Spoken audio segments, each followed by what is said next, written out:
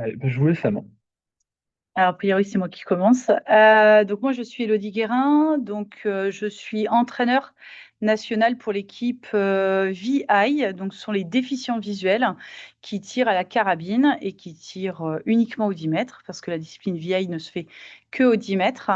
Voilà, et donc aujourd'hui, j'interviens donc sur le rôle de l'assistant avec les déficients visuels. Je travaille pour la Fédération française de tir en tant que brevet d'État, aussi sur le groupe relève, donc pareil, dans le paratir et sur la carabine. Très bien. Voilà. Je m'appelle Lionel Ousouarn, je travaille pour la fédération en tant qu'auto-entrepreneur.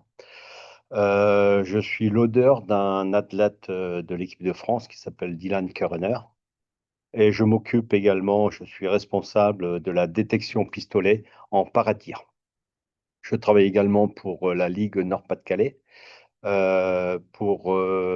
surtout pour amener l'encadrement de clubs sur l'accueil des gens en situation de handicap. C'est le gros travail actuel je pense, en quand même du long terme, sur 2, 3 ans, on devrait arriver à faire quelque chose de bien. Donc effectivement, l'idée aujourd'hui, c'est qu'on intervient sur le rôle des assistants et des loaders, et on intervient à deux, parce qu'un assistant et un loader, c'est des fois la même chose, mais des fois pas la même chose. Le rôle n'est pas le même. On parle de loader dans le cadre des SH2, donc qui ont besoin d'aide et d'assistantes pour charger les carabines, mais pas que.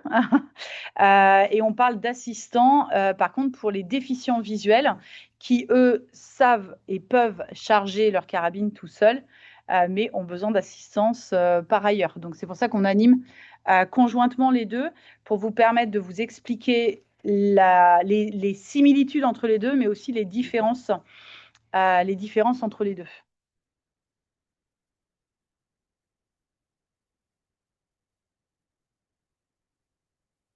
Alors, nous allons voir ensemble donc les différences entre un assistant et un loader, comme disait Elodie, savoir qui peut être un assistant ou un loader, comment on le devient, le rôle et les fonctions, les rôles au pas le tir, avant, après le match, pendant le match, le rôle du loader pendant la finale et les commandements de tir de l'arbitre en finale. Là, sur les deux photos, on voit donc sur la partie gauche un assistant pour les déficients visuels et sur la partie droite, donc le loader. Donc, vous voyez la différence, c'est que nous, on est vraiment très près du tireur au niveau du loader et on est là pour armer, charger, approvisionner l'arme, charger l'arme, faire les réglages de dioptre. Enfin voilà, on verra tout ça ensemble. À la différence de l'assistant chez les déficients visuels qui n'a pas le droit de toucher l'arme, sauf pour des raisons de sécurité, si jamais le canon ne restait pas en direction des cibles, mais sinon, l'assistant pour les déficients visuels n'a pas le droit de toucher l'arme, donc ce n'est pas lui qui charge la carabine.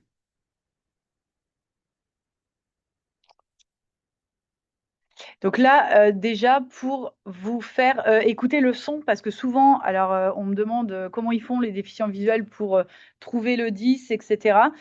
Du coup, là, on vous a enregistré le son qu'ils entendent dans leur casque. C'est aussi, tu te mets en apnée.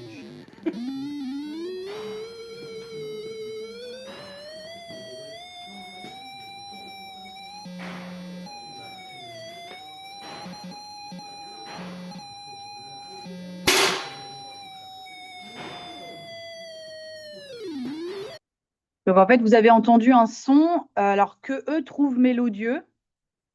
Je suis assez mitigée sur la notion de mélodieux, mais en tout cas, voilà. Mais effectivement, le son est de plus en plus aigu au fur et à mesure où Christelle se rapproche du 10. Et à un moment donné, quand on tend bien l'oreille, on entend une espèce de buzz un petit peu dans le milieu. Et ça, c'est le son du centre de la cible.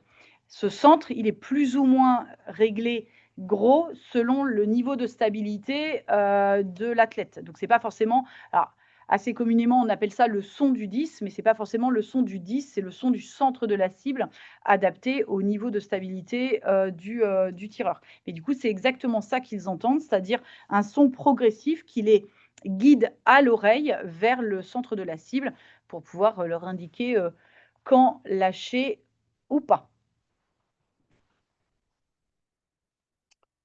Alors, qui peut être un assistant ou un loader? Ben, les parents, père, mère, conjoint. Ça peut être un ami et ça peut être l'entraîneur, sous condition, lors des matchs. On vous expliquera ça aussi. Les rôles, fonction de l'assistant et du loader, ben, il y a le transport du matériel. On est là pour les aider à transporter le matériel, à les déplacements en compétition régionale, nationale et internationale. Donc, lorsque nos athlètes partent sur des compétitions internationales, on est avec eux. On est assistant de vie pour les handicaps les plus lourds, pour les toilettes, les retourner dans la nuit, faire les soins. Voilà pourquoi c'est parfois compliqué pour les loaders avec une relation qui est très intime. C'est pour ça que sur des handicaps lourds, on se trouve souvent avec des loaders avec un parent, le père, la mère, ou, voilà, ou l'ami ou la conjointe. Exactement pareil pour les assistants, si ce n'est que, effectivement, chez les déficients visuels, il y a rarement, enfin, en tout cas sur l'équipe-là, il y a rarement de handicap physique, si ce n'est la déficience visuelle qu'en est un évidemment. Mais l'idée, c'est de pouvoir les accompagner, aussi à, leur présenter, le stand, comment il est fait, où se trouvent les choses, les chambres d'hôtel, comment ça se passe et cetera. Où sont, les ascenseurs, les choses comme ça et cetera. Donc effectivement, ça s'arrête pas seulement, à amener, les affaires sur le pas de tir, dans la voiture et cetera, ce qui est déjà, pas mal et d'être là pour les matchs, les entraînements. C'est aussi, tout le reste, de la journée à devoir accompagner, gérer, voilà, donc c'est pour ça que c'est un vrai binôme, de compétition, un vrai binôme dans la performance, mais c'est aussi un vrai binôme dans la vie. Ça veut dire que les 2 êtres humains partagent aussi des expériences, voilà, de vie et pas seulement de tir.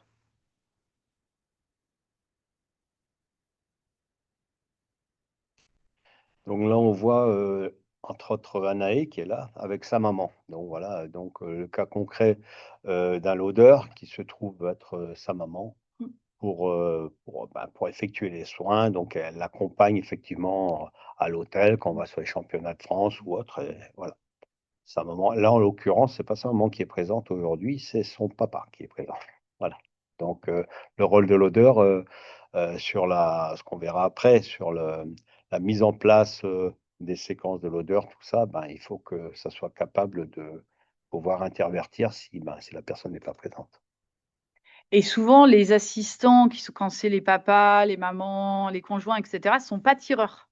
C'est-à-dire que autant ils sont complètement capables de gérer, tout l'à côté et puis arriver sur le pas de tir, bah, c'est, «Ouais, mais moi je fais pas de tir, j'ai jamais tiré» et cetera. Donc effectivement, toute cette partie-là d'arbitrage, de réglementation et cetera, comment fonctionne, le tir de manière générale, bah, eux par contre se forment à ça et nous en tant qu'entraîneurs, on les forme à ça et on forme aussi bien et on entraîne aussi bien, les athlètes que les assistants et les loaders, bah, qui des fois, se retrouvent, un petit peu, dans ce contexte-là de tir à se dire: «Bah, moi au départ je faisais que accompagner comme ça et puis, finalement, on se retrouve avec un rôle hyper important en compétition et on est, tout aussi stressé que, le tireur, lui-même, hein. Il y a aucun problème là-dessus».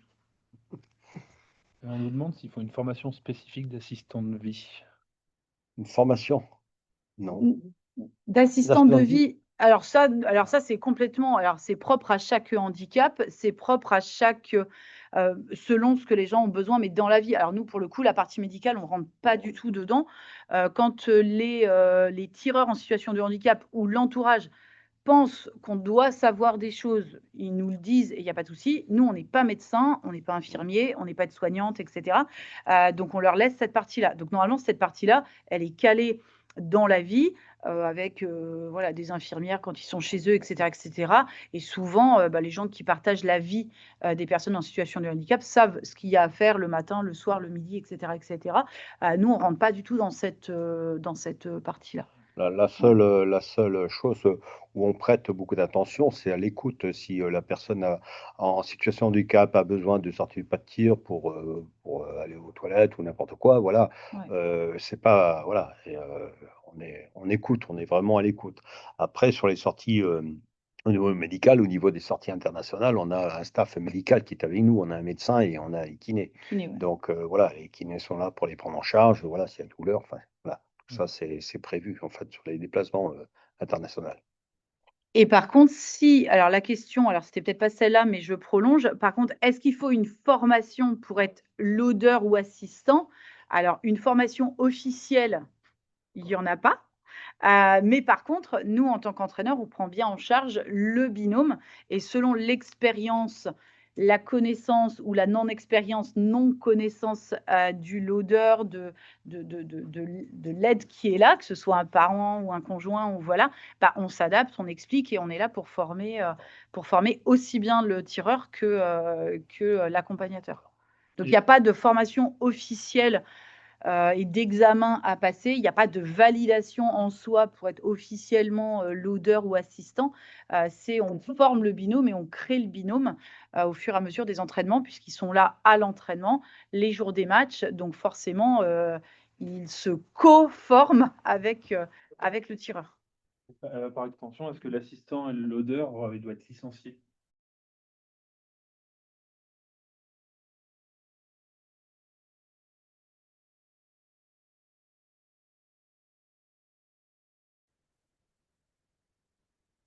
Donc là, c'est des photos différentes pour les tireurs déficients visuels. Donc, ce sont 3 tireurs déficients visuels différents.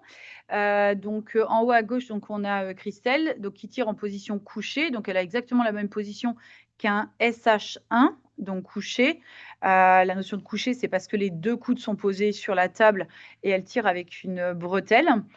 La photo du milieu, c'est Héloïse, donc qui est aussi en position couchée, mais sous un autre angle pour vous montrer un petit peu à quoi ça ressemblait, avec la position aussi et le placement de son assistant qui est bien derrière et on voit bien qu'il n'est pas trop proche parce qu'ils n'ont pas le droit de se parler.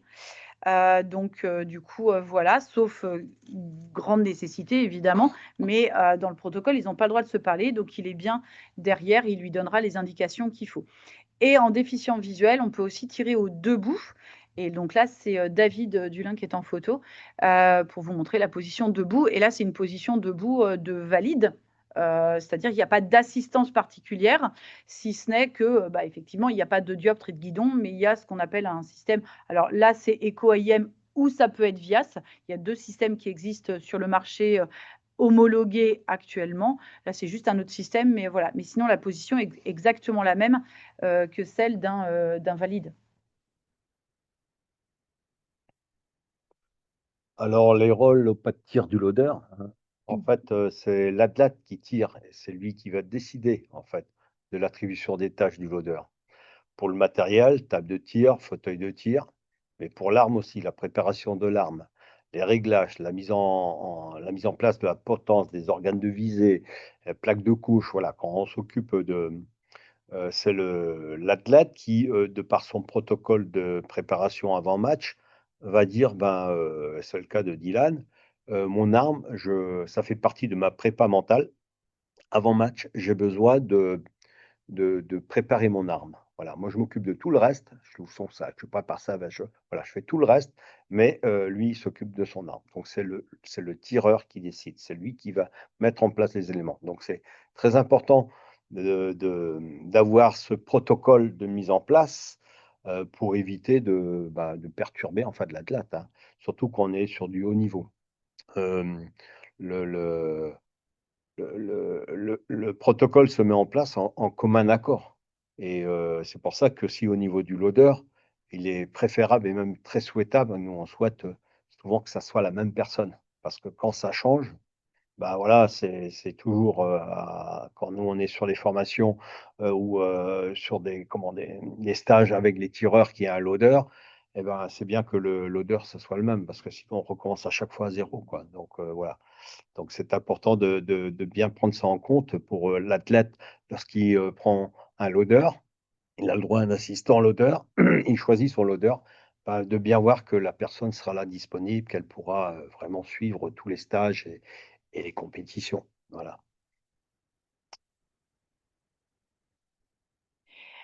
Pour l'assistant, VI, c'est un petit peu différent. Vous imaginez bien que ce ne sont pas les tireurs VI qui s'occupent de leur carabine parce que, ce serait trop compliqué du fait de leur, handicap. Donc eux, ils vont s'occuper d'aller poser la diode sur la ciblerie.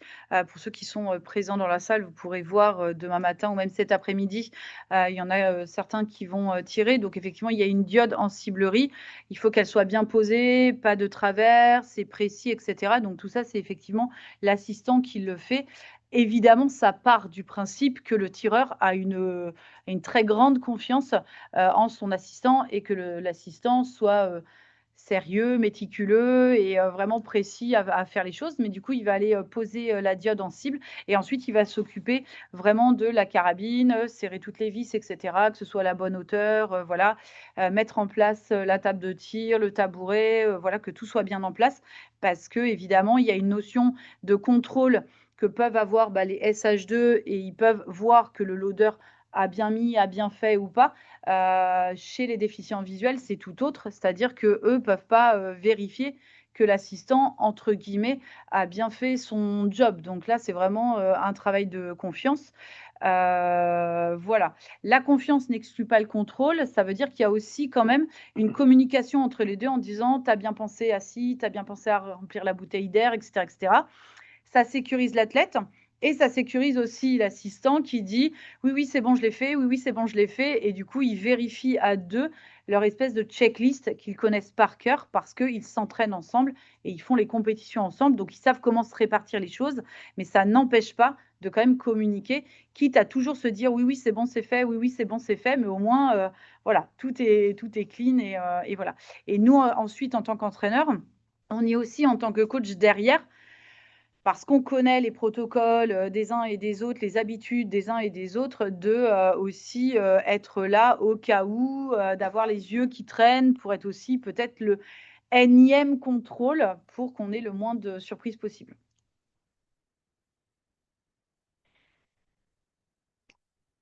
Alors, avant et après le match, suivant le handicap, les tâches attribuées peuvent être donc la mise en place du matériel, hein, la table de tir, le tabouret. Bon, bien souvent, ça, c'est effectivement le lober qui le fait. On préserve en fait l'athlète de tout ce qui va être de portée, de voilà. L'athlète est là pour tirer, donc la mise en place de matériel, c'est le loader qui le fait. Mise en place de la table, du tabouret, le siège, potence, fauteuil, si c'est un fauteuil, manuel ou électrique.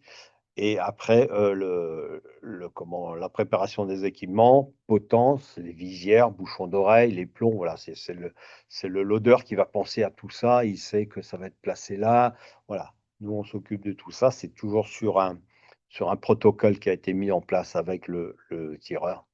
Après la préparation de l'arme, donc on est là pour recharger les cartouches d'air. Souvent, il faut aller se promener un petit peu pour remplir les bouteilles d'air.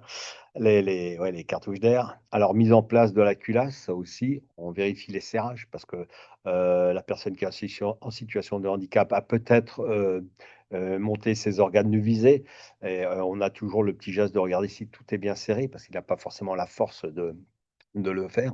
Au bon couple, hein, on a souvent des tournevis, dynamométriques, ce qui permet d'être sûr sur le serrage. Voilà, la vérification des serrages, le réglage de la plaque de couche, crochet. Donc tout ça, c'est un protocole. On sait que les mesures de crochet, tout ça, le loader le connaît aussi parce que voilà, c'est le contrôle aussi, le deuxième contrôle qu'on fait et voilà et ça permet effectivement, comme dit Élodie, d'arriver sur le pas de tir et qu'il y ait pas de surprise, en fait, hein. Voilà et Et je me permets, j'interviens, mais l'idée du loader et même de l'assistant chez les VI, c'est un outil stratégique. C'est-à-dire que les tireurs sont en situation de handicap. Des fois, dans la vie, ils sont capables de serrer, porter leur carabine, etc., etc.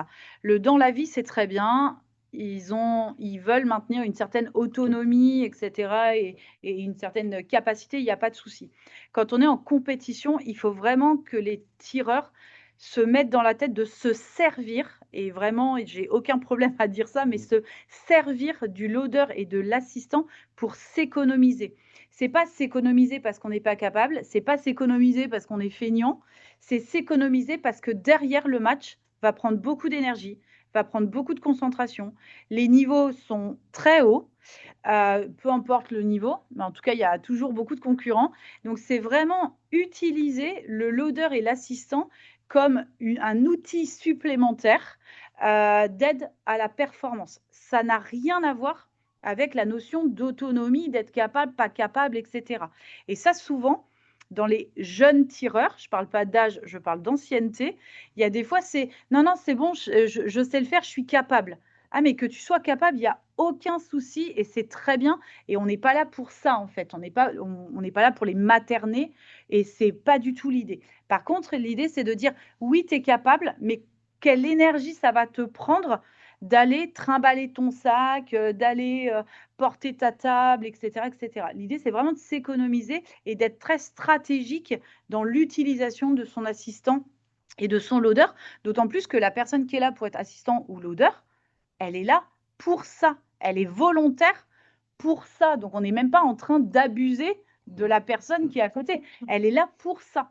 Et ça peut même être hyper frustrant pour le loader et l'assistant de dire, mais du coup, je sers à quoi en fait? Donc, c'est vraiment ça, c'est de lâcher un peu. Et donc, je passe le message à tous nos paratireurs de lâcher un peu ce truc-là et d'accepter d'être aidé, pas pour être aidé, mais pour vous économiser, pour être encore plus performant pendant le match, parce que pendant le match, le loader et l'assistant pourront beaucoup moins vous aider. Ils seront quand même là, mais ils pourront beaucoup moins vous aider si vous êtes en peine parce que vous êtes crevé, parce qu'il n'y a plus d'énergie, parce qu'il n'y a plus de jus. Donc voilà, c'est mon petit message Ouais, au paratireur. Ce qu'il faut prendre conscience aussi dans le paratir, c'est que on parle du SH2, le loader du SH2, il y a les SH1 qui sont avec nous. Ils n'ont pas d'assistant. Donc notre rôle, eh ben, c'est d'aider tout le monde en fait. Donc SH2, oui, je suis là pour Dylan, mais bah, il y a les copains à côté, quoi, qui eux n'ont pas d'assistant. Donc en fait, bah, tout le monde met la main à la pâte. Donc quand il y a les armes à trimballer, les sacs à trimballer, ben, les fauteuils de tir à tirer, ben voilà. Donc on se retrouve. Oui, effectivement, à l'exclusivité de notre tireur dans le moment T, mais tout ce qu'il y a autour, évidemment, on est là pour aider les autres aussi, hein. C'est Et on pas a signé pour ça. On a signé pour ça, exactement. On est consentant. Donc, il n'y a pas d'abus. Donc, rentre là-dedans, pas seulement dans la partie tir, mais tous les déplacements. Donc, pouvez-vous imaginer sur les aéroports, dans les aéroports, le nombre de chariots qu'on tire par personne par instant, c'est à peu près 3-4 chariots. C'est ça. Donc, la séquence du loader. Alors, je parle de séquence du loader comme une séquence de tir parce que toutes ces actions font partie donc du protocole de préparation mentale de l'athlète avant un match. C'est l'athlète qui va donc, comme je disais tout à l'heure, nous confier ses tâches et lui, il a son protocole de préparation mentale, de préparation avant match et voilà.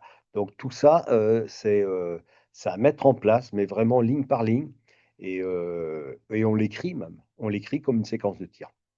Donc, faut pas avoir peur de l'échange et il faut savoir que ces séquences de loader, eh ben, c'est comme une séquence de tir, elle évolue. Elle évolue en fonction bah, de la forme de l'athlète. Ça peut, bah, là, cette fois-ci, je suis fatigué ou bah oui, ça arrivait que bah, il y avait la Covid et il attrape la Covid, mais il a le match quand même. Donc, j'en ferai peut-être un peu plus. Et ben là, du coup, l'arme, peut-être qu'habituellement, il met en place, et ben, il va être derrière, mais il n'aura pas la tonicité et la force peut-être de tout faire ce qu'il faisait en prépa, donc il va être resté plus en retrait. Voilà, tout ça, il faut le prendre en compte et puis voilà, que ça soit mis en place bien avant, quoi. Alors, la fiche d'attribution des tâches, donc c'est une séquence de loader, hein, donc ça doit être mis, comme je disais, par écrit, en commun accord, hein, et entre l'athlète, l'assistant, le loader, voilà, et ça doit être, voilà, les choses sont mises en place. Cette séquence de loader, donc, doit être testée en réel, hein, donc on l'écrit, on la teste, on valide les choses, on dit: «OK, ça c'est bon, ça c'est là, ça va moins bien, OK». Donc voilà, alors ça va très loin sur une séquence de loader. C'est pas simplement mettre le plomb, fermer la culasse. OK? On va avoir le placement de la plaque de couche. On va voir si la main, au niveau de la poignée pistolet, n'a pas glissé. Donc on n'a pas le droit de faire de coaching, mais si ça va pas, on a le droit de la rectifier. OK? Donc on va lui prendre la main, on va lui replacer la main parce que lui, peut-être, il la sent pas forcément. Voilà, la plaque de couche qui a glissé, on va lui replacer l'arme sur le corps. Ça, on a le droit de le faire. OK? Ça n'est pas simplement mettre le plomb, fermer la culasse. Sur la séquence de tir, on va également, tester, la rapidité de chargement. Je prends le cas du 50 mètres. Quand on s'entraîne, bah, il y a pas de vent. Il y a pas de vent, on n'a pas de temps à perdre. Mais c'est pas pour autant que la culasse, on va lui défaire la position. Donc il faut voilà, c'est Mmh. des techniques qu'on va mettre en place pour bloquer l'arme avec de la potence, reculer la culasse, faire l'éjection, remettre la balle, fermer doucement pour ne pas avoir d'effet la position du tireur. Voilà, il y a des choses comme ça et il faut le faire très rapidement parce qu'il y a pas de vent. Donc lui, il est bien, il est confort. Il va envoyer de la Donc balle. ça évite, ouais. Voilà. Donc après, si c'est un tireur qui fait des contre-visées, qui est super performant en contre-visée, il s'en fout du vent. Bon, je prends, le cas du mien, non, non, il n'est pas trop à l'aise dans les contre-visées, donc on joue avec le vent. Donc ça fait partie aussi de l'observation. On regarde les drapeaux au même titre que le voilà, c'est pas du coaching qu'on fait, c'est juste qu'on est là pour Présent. le présent, Ouais. pour le donc on est présent à chaque balle qui tire, on sait que voilà et on arrive même à anticiper parce que sur le Sios, on voit que bing bing, il en met deux trois. Je sais qu'il va me demander de cliquer, j'ai pas le droit de cliquer de moi-même, c'est lui qui va me dire: «OK, mets 2 clics en haut, en droite, à gauche, hop», c'est moi qui vais le faire, mais c'est lui qui le dit, voilà. Mais j'ai déjà anticipé donc ça va encore plus vite, voilà. Donc tout ça, il tire, c'est lui qui appuie sur la détente, mais le loader est vraiment là pour suivre le match, pour être voilà, au top du chargement, ouais. En 50, c'est ouais, c'est chaud, voilà. 50 mètres, c'est vrai que au 10 mètres, c'est vrai qu'on 1 heure un SH2, on a le temps de se poser, de vraiment mettre d'affiner, OK? 50 mètres, 1 heure, quand il y a du vent, c'est un peu plus, speed. Il y a des moments qui c'est ouais, donc voilà, on s'adapte. On s'adapte vraiment à ce que le tireur a mis en place, hein. Voilà, ça c'est une séquence de l'ode c'est la séquence de l'odeur que j'ai mis en place avec Dylan. Donc voilà, on peut voir, hein, vérifier le placement, voilà, au niveau des ordres aussi, hein, parce au départ, on ne sait pas trop, quand est-ce que je dois intervenir, pas intervenir. Non, on est aux ordres aussi de l'arbitrage, hein. Donc quand c'est arbitre, athlètes, rejoignez vos postes, hein, bah, oui, c'est pas avant qu'on met la table, hein, voilà et là, il faut que ça aille assez vite. Effectivement, on a les 10 minutes d'installation, mais ouais, il faut que ça soit prêt et puis, calé. On soit pas en train de chercher, je mets là, je mets là. Non, non, tout est lui, l'athlète, il a été repéré son emplacement, bien sûr et puis nous, on est derrière en train de se dire: «OK, attention là, machin». Je sais que Dylan bah, prends le cas de la Sioux, je sais que Dylan, hop, tout de suite la Sioux, il faut que je la dégage sur la gauche pour qu'il puisse, mettre sa table, me dire: «Voilà, la table elle est bien placée là, OK, c'est en place», quoi. Donc il y a des choses qui très rapidement. Après là, je fais un petit schéma au niveau des armes parce que voilà, il y a des on place l'arme contre la potence, dans un côté choisi, enfin voilà, donc ça c'est mis en place. Voilà. Je me permets juste une parenthèse, si jamais le loader faisait une erreur, qui n'est pas réglementaire, genre, on met un plomb et on tire alors qu'il faut pas, c'est l'athlète qui prend le carton, Carton. c'est pas le loader. Donc ça veut dire que le loader, il a vraiment une responsabilité à connaître, les règles d'arbitrage de, quand est-ce qu'on met, le fil, de sécurité, voilà, le côté jeu des épaules, je les épaule pas et cetera. Enfin tout ce qu'on peut connaître, voilà. En soi, c'est pas très grave, hein, je veux dire, ça se fait très bien, il y a pas de souci. Mais effectivement, le loader, quand il est pas tireur, on s'assure, que, lors des entraînements, des matchs, comme les rencontres par à tir ici et ça sert aussi à ça, les départementaux et cetera, à, former, informer, le loader ou l'assistant pour dire: «Attention, ça tu as le droit, ça tu as pas le droit». Parce que du coup, c'est le tireur qui prendra le carton si jamais ça va jusqu'au carton. Voilà, donc il et le tireur pourra pas dire: «Bah non, mais, c'est mon loader, il savait pas». Non, dommage. Voilà. Donc voilà en action, donc voilà le fil a été enlevé. Voilà, on voit là donc Dylan qui est en train de faire son premier placement de plaque de couche. sur le protocole, effectivement, moi, je dois vérifier, voilà, exactement, voilà, on a fait des photos parce que il faut que moi aussi j'imprime, parfaitement la position dans laquelle il veut avoir sa plaque de couche, hein. C'est là, sur la couture, exactement au 6e point de de couture. Voilà, non, c'est très précis. On rigole, mais c'est franchement très précis, de façon à ce qu'il y a pas de surprise après, voilà. Et de toute manière, l'athlète arrivé à ce niveau-là, il sentira tout de suite, il va me regarder en me disant: «Il y a quelque chose qui va pas». Donc voilà. Donc voilà, je l'aide et effectivement, j'ai le droit de tenir la carabine et de lui placer correctement sa plaque de couche, à l'épaule.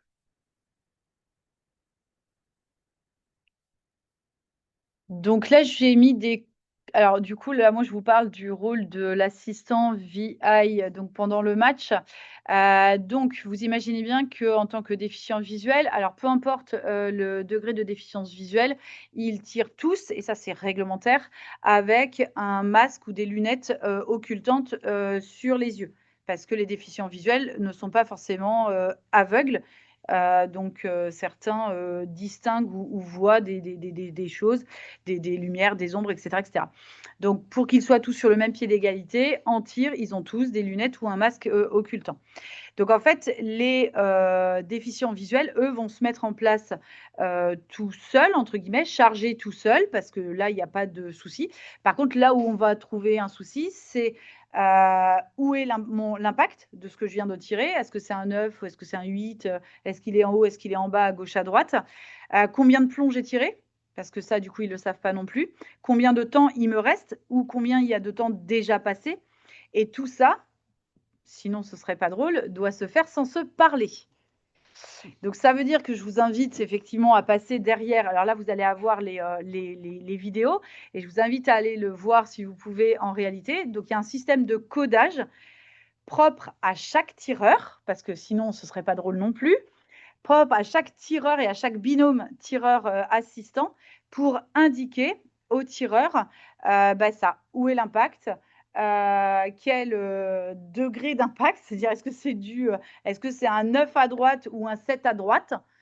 C'est pas la même, voilà, la décision derrière est pas la même. Voilà, combien de plombs il a tiré, combien de temps il lui reste, et cetera. Et éventuellement, comme ils ont le son, ils peuvent ne pas toujours entendre les indications des arbitres. Donc être aussi très, très vigilant à se dire: «Est-ce que mon tireur, quand l'arbitre annonce, je sais pas, 30 secondes avant la fin des essais, est-ce que mon tireur, dans son attitude, je sens qu'il a compris, qu'il a entendu qu'il restait 30 secondes et est-ce qu'il va pas nous faire un petit plomb, alors que l'arbitre a dit stop?» Ce qui serait, effectivement, voilà, une faute.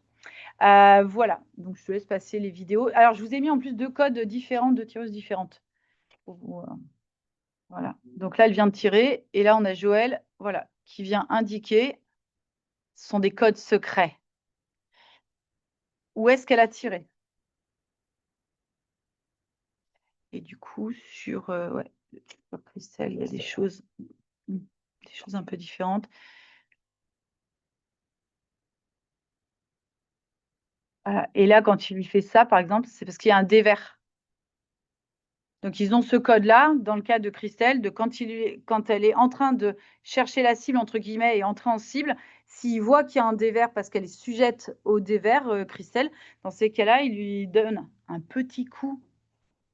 Il les maltraite pas, un petit coup pour lui dire: «Attention, ton dévers». Donc du coup, voilà, ce code, il est pas imposé ni par moi ni par personne, hein. Il y a aucun règlement, mais du coup, c'est eux.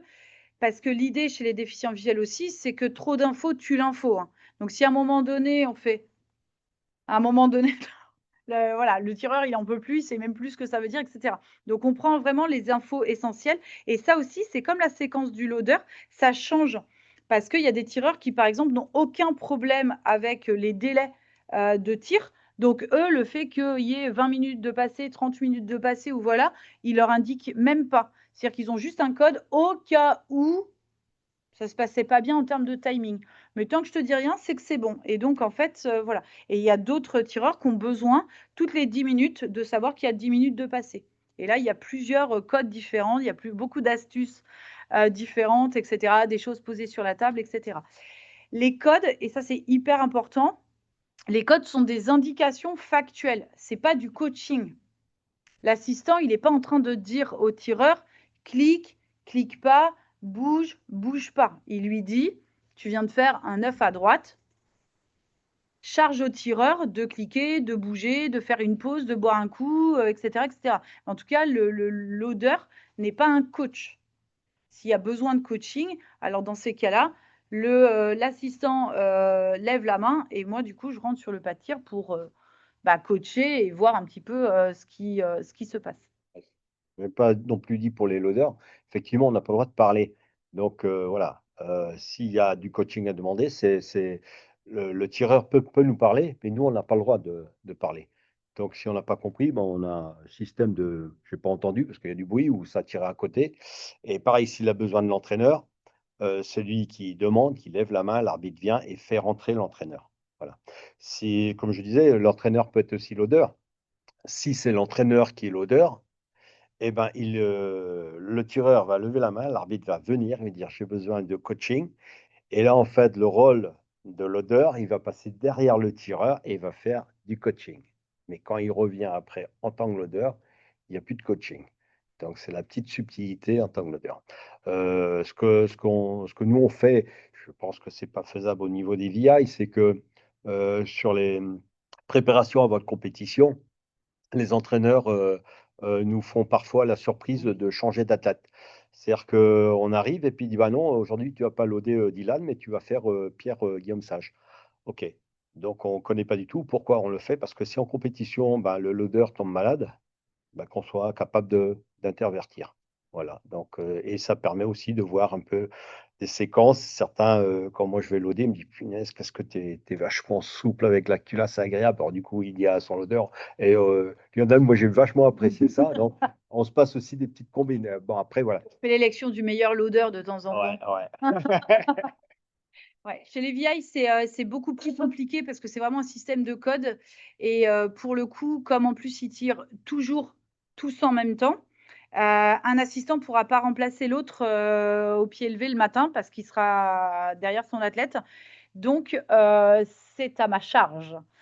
Donc effectivement, en stage et en préparation à la compétition, on se met au point sur le fameux au cas où il fallait que je prenne la place de l'assistant, que les moindres codes, parce qu'ils les remettent à jour à l'entraînement, mais du coup, quand on se revoit en stage, je vois des codes apparaître ou des choses un petit peu différentes.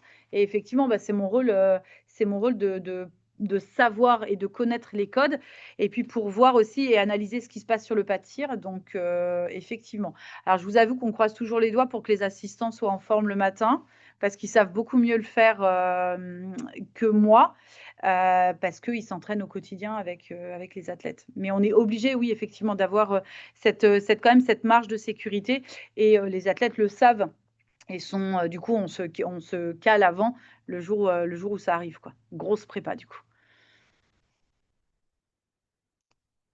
Donc, comme je vous disais, donc les codes sont propres à chaque binôme. Ça veut dire que vous allez pouvoir les comparer demain matin en regardant et on se dit je ne sais pas ce qu'ils se disent ou quoi, voilà. Donc oui, c'est propre à chaque binôme, il n'y a pas de règle là-dessus. C'est d'un accord commun. Alors, c'est d'un accord commun, mais ça reste quand même toujours le tireur qui a le dernier mot. Il y a ce que l'assistant ce qui est pratique pour lui à faire, parce que lui aussi, il faut qu'il retienne le rythme et qu'il soit vigilant, etc., etc. Donc, s'il y a des choses qui ne sont pas pratiques pour l'assistant, il va falloir qu'effectivement trouver un compromis. Mais effectivement, c'est quand même toujours l'athlète qui a le dernier mot. De manière, c'est eux les chefs. On le sait bien. Donc, du coup, voilà. Donc, voilà. Vous l'avez compris, c'est testé, validé en entraînement. Et connu du coach, c'est hyper important parce que moi, ça me permet aussi de voir quand il y a une incompréhension, quand le match ne se passe pas comme il faut, de pouvoir voir alors c'est pas une histoire de est-ce que c'est la faute de l'athlète ou est-ce que c'est la faute de l'assistant, l'idée elle n'est pas du tout là, mais c'est de voir un petit peu est-ce que les indications ont été les bonnes, l'athlète qu'est-ce qu'il a changé par rapport aux indications qu'il a eues, est-ce que c'était pertinent ou pas, etc., pour pouvoir, moi, quand on me demande ensuite de rentrer en plein match sur un athlète qui dit ça va pas du tout, je sais pas quoi faire, que j'ai pu voir un petit peu ce qui se jouait déjà à l'installation, aux essais, pendant le début du match, etc. Mais effectivement, ce n'est en aucun cas du coaching. le rôle du loader pendant le match, hein. Donc, on est là pour aider l'athlète à se mettre en place, placer l'arme sur le corps de l'athlète, exécuter le placement fin par rapport à la cible. Donc là, sur la mise en place, le tireur va prendre un peu de recul, hein, même petit qu'invalide, et puis il va dire OK, un peu plus à droite, un peu plus à gauche, OK, stop, c'est bon là. Et éventuellement, une fois arrivé en place, ah, ça va pas, eh ben, on va déplacer soit un petit peu la table, si c'est au fauteuil, pareil, on va replacer le fauteuil, on va approvisionner l'arme. On va verrouiller, déverrouiller la culasse et vérification visuelle des points de contrôle, hein, placement de l'arme sur le corps, placement de l'arme sur la potence, très important, hein, contrôle du dévers de la potence, ça c'est dans les règles d'arbitrage, là c'est très très important parce que l'arbitre, si vous avez une poussée de la potence vers l'avant ou vers l'arrière, c'est interdit, hein, il y a droit à un dévers latéral, mais il n'y a pas le droit d'aller vers l'avant ou vers l'arrière. L'arbitre, s'il voit que la potence est systématiquement sur l'avant ou sur l'arrière, il va le dire une fois, il ne le dira pas deux fois, hein. Il sort le carton, c'est terminé. Et ça, le tireur, il ne le voit pas. Il ne peut pas le voir. C'est l'odeur qui doit être en face qui dit OK, la potence, elle est droite. OK. Mm. Pour ça, encore ce matin, voilà, je l'odé Charline, je lâche la potence. Moment de tir, c'est quand j'ai plus mes mains dessus et que je recule un petit peu. Mm. Voilà. Hein, donc ça, c'est des codes qu'on met en place suivant la personne. Donc voilà, là, il y a quelques photos. Voilà, le loader pendant les matchs donc, se trouve vraiment très très près du tireur parce que déjà, il y a du bruit, pour un peu qu'on a des bouchons. Donc voilà, et les demandes de l'athlète, en fait, se fait, voilà, il est en position, ouais, deux clics à droite, deux clics à gauche, voilà, ça parle comme ça. Hein, c'est pas plus fort, c'est pas plus haut, hein, voilà. Donc voilà, il y a plusieurs. Là, il y a Vincent Fagnon et son papa, là, derrière, voilà. Alors, suivant la position du tireur, suivant, voilà. Certains loaders ou certains tireurs préfèrent être approvisionnés et chargés par l'arrière. Certains préfèrent être sur le côté. Alors ça, faut le tester, hein. Bon, évidemment, on ne bouge pas. On n'est pas tout le temps en train de gigoter parce que le tireur, ça va vite le perturber. Faut essayer, faut essayer. Avec Dylan, quand je suis devenu son loader, on a essayé plusieurs choses, soit que je reste à côté, immobile, je charge. On a essayé aussi en étant par derrière et revenir. Enfin, ça fait beaucoup de mouvements.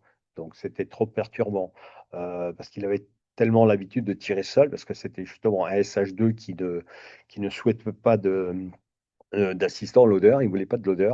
Il se sentait capable de tout faire. Et voilà, après, on s'est rendu compte que sur la performance, eh ben, oui, c'est un plus d'avoir. Voilà. Donc voilà, c'est un peu les différentes positions dans lesquelles on peut se mettre. Alors, toutes les actions donc menées pendant le match doivent être faites sans parler, hein, à l'athlète. Seul l'athlète a droit de demander, de parler, voilà. C'est lui qui fait la demande, voilà. Le loader n'a pas le droit de coacher l'athlète. L'athlète doit demander, donc comme je disais à l'arbitre, voilà, est-ce que j'ai besoin de coaching? Si l'athlète est marchand et il a le droit même de sortir du pas de tir, hein, même si Dylan, ça arrive, hein, il a besoin de sortir. Donc pareil, des fois même sans entraîneur, voilà, au niveau physique, voilà, il a besoin de faire quelques pas. Ça peut arriver, hein, il lève la main, l'arbitre arrive et il dit voilà, je vais sortir de ma position. Oui, ok. Ah, voilà. Alors, lorsque le tireur sort de sa position, évidemment, on est sur les règles de sécurité, on met le fil, on met l'arme à la sécurité, voilà. Et nous, on recule aussi du pas de tir. Donc voilà, c'est le cas dont je parlais là. Dylan a besoin d'avoir du coaching. Donc Eric intervient, il coach. Moi, je m'en occupe pas. Moi, je suis là pour, voilà, je suis en train de récupérer le fil de sécurité. Voilà, je m'occupe de la partie, voilà, je suis pas là pour écouter le coaching ou tout ça. Voilà. Si après il y a besoin avec l'entraîneur, là, sur la finalité, je pose la carabine et je me mets en retrait. L'athlète et le coach restent ensemble. Si Eric souhaite me dire quelque chose aussi, là, il me prendra à part. Et s'il a besoin de nous le dire à tous les deux, eh ben, il le dira à nous deux. Voilà, ça se passe en coaching, ça se passe comme ça. Coaching de l'athlète, évidemment, priorité 1. coacher après, enfin, dire quelque chose en disant, tiens, j'ai remarqué ça, fais attention à ça, qui n'était pas forcément dans notre séquence habituelle. Une faiblesse, par exemple, comme je prenais la main qui glissait, par exemple. Il dit, tiens, j'ai remarqué ça glisse, fais attention à ça. Donc, tu as le droit de la remettre. Donc, tu regardes. Voilà. Ça, c'est une consigne qui peut être donnée par l'entraîneur au loader. Voilà. Donc là, du coup, sur le rôle de l'assistant pendant le match, donc évidemment, il aide à la mise en place, voilà. Et comme je vous disais, il donne les informations de résultats, il donne les informations de temps. Alors là aussi, c'est aussi, est-ce que je donne l'information du temps qui est déjà passé ou le temps qu'il reste? Ça, c'est l'athlète qui va décider, voilà. Donner les informations du nombre de coups, là, c'est pareil. Combien j'ai tiré de plomb ou combien de plomb il me reste à tirer? Là aussi, il faut que ce soit hyper clair parce que souvent au début, c'est: «Non, non, mais c'est bon, je lui ai indiqué 20 plombs». Mais 20 plombs, c'est ce qu'elle a déjà tiré ou c'est ce qui lui reste à tirer? Et là, dans ces cas-là, on n'est peut-être pas dans la même configuration. Et il y en a qui vont préférer certaines indications et d'autres, d'autres. Comme je vous disais au début, l'assistant, hormis pour une raison de sécurité, n'a pas le droit de toucher l'arme.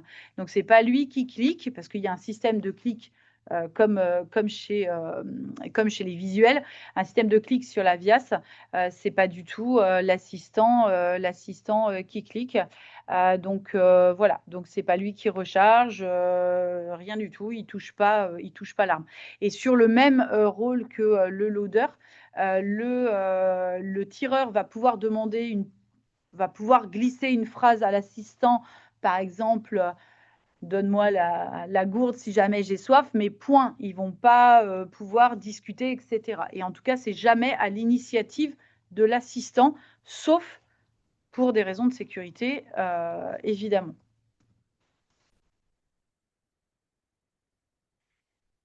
Alors, le rôle de l'assistant loader pendant les finales, hein, donc le protocole en finale, c'est sous les ordres de l'arbitrage.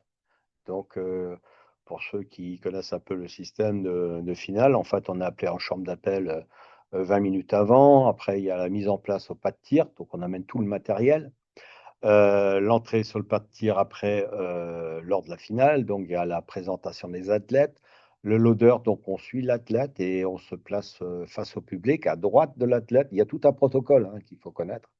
Pendant les séries de 5 coups, on est à côté de l'athlète. Et après, pour le coup par coup, en fait, on se place 1 mètre derrière l'athlète après le changement, le chargement de l'arme. Et tout ça se fait sous les ordres de l'arbitre. À partir du moment où vous parlez à votre athlète, carton. Là, vous y avez droit. C'est arrivé encore en Croatie, au championnat d'Europe. Un loader qui a parlé à son athlète. Il a pris un carton. Lorsque vous allez vers l'athlète, alors qu'on n'a pas dit stop, prenez un carton. Voilà, lorsque vous êtes derrière l'athlète, on est vraiment aux ordres. Il ne faut pas aller, hop, il a tiré, je vais ouvrir la culasse. Si l'arbitre n'a pas dit stop, vous n'avez pas le droit de bouger. Donc là, c'est pareil. Prenez un carton. Enfin, vous prenez. On le travaille hein, en stage, à l'entraînement et tout, tout le protocole de finale, etc. On le répète et on le répète. Il faut savoir qu'en chambre d'appel, en fait, les arbitres réexpliquent tout ça. Donc, avec les différents contrôles qu'il y a, ils réexpliquent tout ça. Bon, où c'est des fois plus compliqué, c'est quand on commence sur l'international où tout est en anglais. Mais on a vite pris le coup, même si l'anglais est des fois un peu asiatique. Exotique. Exotique, ouais. C'est ça. Donc voilà, là sur les images, on a donc Tanguy de la Forêt avec JB, son loader. Et donc là, on voit que c'est du handicap lourd. Hein, et puis donc Justine Bev avec son papa, Luc. Donc là, c'est vraiment la particularité, je dirais, que d'un loader et par rapport à un autre, eh ben, effectivement, suivant le handicap, il y a beaucoup plus de choses, enfin de choses précises à faire. Donc c'est sûr que Tanguy, 2 médailles au JO, c'est lui qui les a faites, c'est clair, mais son assistant était là aussi. Ah ouais. Alors, merci pour votre écoute. Et si vous avez des questions, on est là pour y Mettre du répondre. temps, est-ce qu'on est dans le timing? On a encore un petit quart d'heure, 10 minutes, Ah bah, un quart d'heure. super. On peut en profiter. Bien. Si vous avez des questions, n'hésitez pas, il n'y a pas de mauvaises questions. Ah oui, et puis il n'y a pas de questions bêtes, hein. Enfin, je veux dire, quand on ne sait pas, on ne sait pas, et mieux vaut demander, on vous répond, et il n'y a pas de souci. Nous, on est aussi là pour voilà, faire de nos athlètes de bons athlètes. Voilà, et puis tous les assistants, l'odeur, etc. Il y a vraiment aucune question bête. Et on est tous passés par les mêmes étapes. Quand on est arrivé sur le paratir en tant que valide, où on se dit, oula, comment ça va se passer? C'est quoi les règles, etc., etc. Donc, il n'y a aucune. N'hésitez absolument pas. Alors moi, du coup, je me permets Vas-y. d'être dans le chat. Oui, oui. On nous demande s'il existe des formations, l'odeur ou assistant en particulier. Non, on les formera nous-mêmes au détour. Alors, des rencontres par tir, des stages de détection, des différents stages d'entraînement, etc., etc. Voilà, mais il n'y a pas de formation avérée. Alors, il y a quand même les CS handi-tir et para-tir qui expliquent les disciplines, etc., etc. Donc, qui donnent quand même, enfin, qui sont quand même de très, très belles entrées en matière dans le monde du paratir, et qui du coup forcément parlent des loaders et des assistants à un moment donné, puisqu'ils sont essentiels à la pratique dans certaines disciplines. Lors des stages de détection, lorsque les personnes arrivent, c'est vrai que elles arrivent en fait sur de la compétition, hein. Souvent, c'est des gens qui viennent se faire classifier. Donc, elles sont convoquées voilà, sur de la détec. Bon, on est toujours, moi je m'occupe de la partie pistolet et Dylan de la partie carabine, mais on est toujours ensemble parce que voilà, quand il y a des loaders et qu'il faut faire un petit cours de loader, voilà, on en profite pour le faire. Je suis intervenu également avec toi sur le groupe relève. Voilà, donc voilà, quand même sur l'évolution de l'athlète sur différents groupes, même au niveau de l'équipe de France, voilà, il est suivi, l'athlète est suivi, bien sûr, mais le loader aussi, on le suit et puis voilà, on l'aide, on est là pour les aider aussi. Et comme chaque binôme est très particulier, alors du fait du handicap, du fait de la relation entre l'assistant ou le loader et l'athlète, entre eux, c'est les parents, c'est les enfants, c'est les conjoints, ou au contraire, ils n'ont pas de liens familiaux, etc. Ça me semblerait assez difficile de faire des formations qui puissent être universelles, puisque le boulot n'est pas le même d'un tireur à l'autre, et selon la position qu'on a vis-à-vis du tireur, la position dans la vie, c'est pareil, c'est pas la même chose, donc ce serait assez difficile. Alors, il y a quand même des choses qui sont très communes, mais ça, on l'explique en stage. Mais après, c'est vraiment une association, c'est créer une association plutôt que des gestes techniques en eux-mêmes, quoi. Et est-ce qu'il y a des stages de détection qui arrivent prochainement? Des stages de détection. Oui, il y en aura. On travaille dessus, on n'a pas fait encore le calendrier. Là, on avait monté un stage de détection là, juste avant la rencontre par-à-tir, là. Donc, on est là depuis, enfin, moi, je suis là depuis jeudi avec mes pistoliers et Dylan aussi, et avec ses carabiniers. Et voilà, et peut-être, si on arrive à monter, il y aura peut-être un stage en novembre.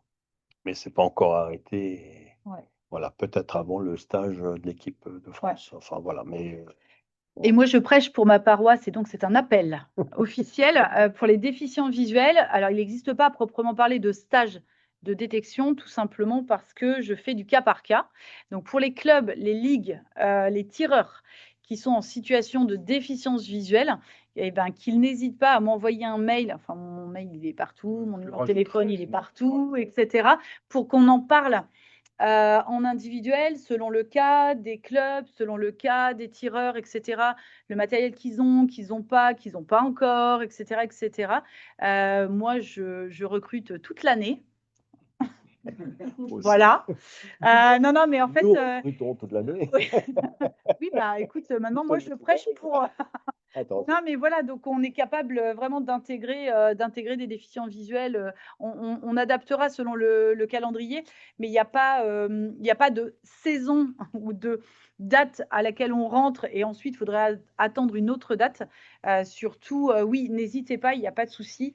et le cas échéant, je me déplace, etc. Donc, n'hésitez pas et on s'adaptera au cas par cas, au club, aux ligues, selon les manifestations que les gens veulent mettre en place. Est-ce que ce sont des groupes? Est-ce que c'est un tireur individuel, entre guillemets, il est tout seul dans son club, etc., etc.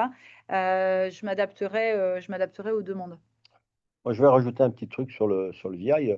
Je suis pas spécialiste du VI, c'est toi, mais je peux dire déjà que au niveau des formations que je peux donner au niveau de la Ligue Nord-Pas-de-Calais, sur les encadrants de club, si vous avez un déficient visuel, avec un SCAT, il y a moyen déjà de faire une première approche en mettant le son sur le SCAT.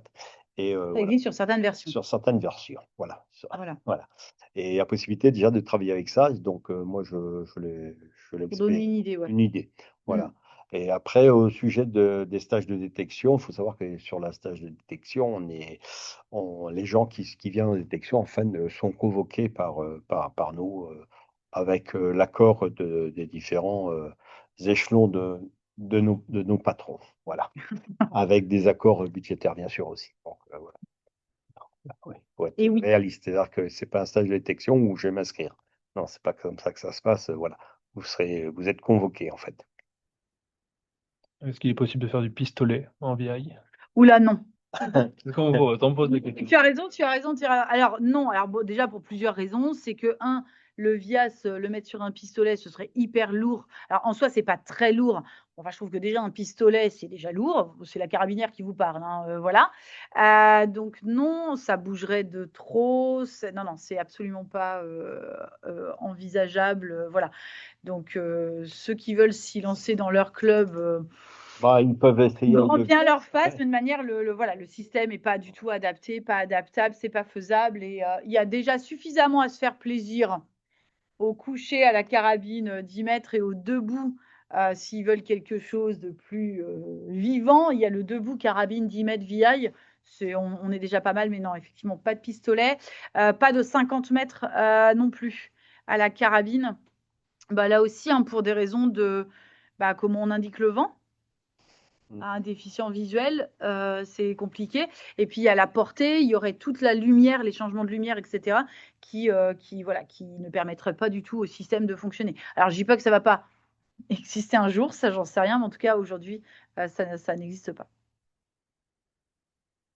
J'ai une dernière question, plutôt pour toi, Lionel. On me demande si l'athlète souhaite quitter momentanément le pas de tir, mais que l'arbitre ne le voit pas son signe. Est-ce que, en tant que loader, tu Ouais. peux faire appel à Oui, l'arbitre? oui. Si on voit que l'athlète, il a beau lever le bras ou n'est pas en mesure de lever le bras, l'odeur peut tout à fait, effectivement, faire l'appel de l'arbitre, hein. Encore ce matin, il y avait un athlète à côté qui appelait l'arbitre, personne ne voyait.